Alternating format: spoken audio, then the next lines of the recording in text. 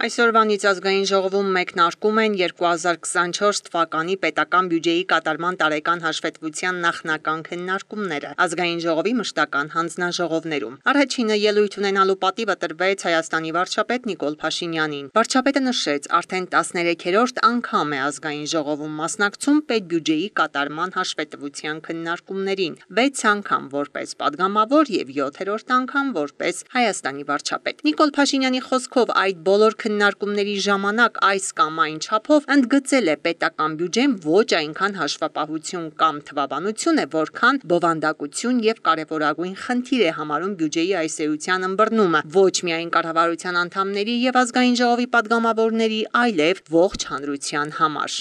Բյուջեն նաեւ թվային տեքստ է, որը պատմում է մեր իրականության, մեր հաջողությունների ու ձախողումների, մեր մարտահրավերների ու հնարավորությունների մասին։ Ու կարևոր է, որ մենք բյուջեի թվերը կարողանանք թարգմանել եւ դարձնել բովանդակային տեքստ եւ բովանդակային տեքստերը կարողանանք արտահայտել թվային ձևով։ 2024 թվականի պետական բյուջեի եկամուտները կազմել են 2 տրիլիոն 579 միլիարդ 200 միլիոն դրամ։ Սա նշանակում է, որ մենք բոլորս մեր աշխատանքով այսքան գումար ենք տվել, բերել, փոխանցել պետական բյուջե, որը մեր երկրի ընտանեկան բյուջեն է։ Այս թիվը արտահայտում է մեր բոլորի աշխատանքի արդյունքը։ Վարչապետ, կառավարություն, ազգային ժողով, կառավարությանը ենթակա մարմիններ,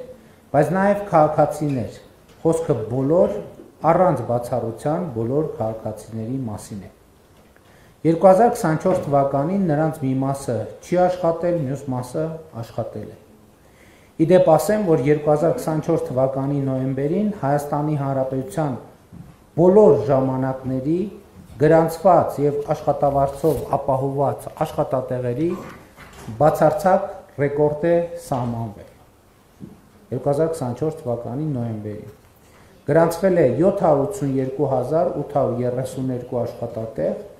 որը 192.613-ով կամ 32%-ով ավել է 2018 թվականի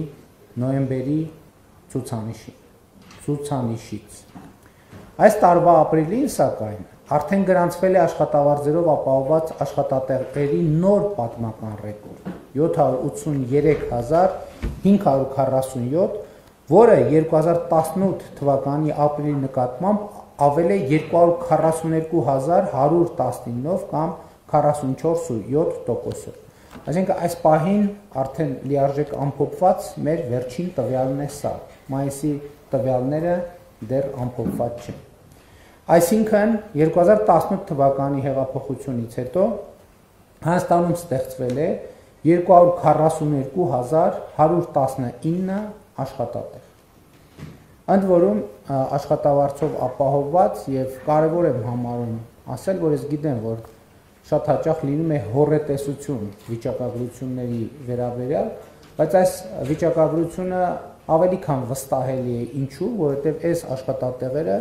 կոնկրետ մարդկանցով, անուն ազգանուններով, վճարված աշխատավարձերով եւ աշխատավարձի դիմաց վճարված եկամտային հարկով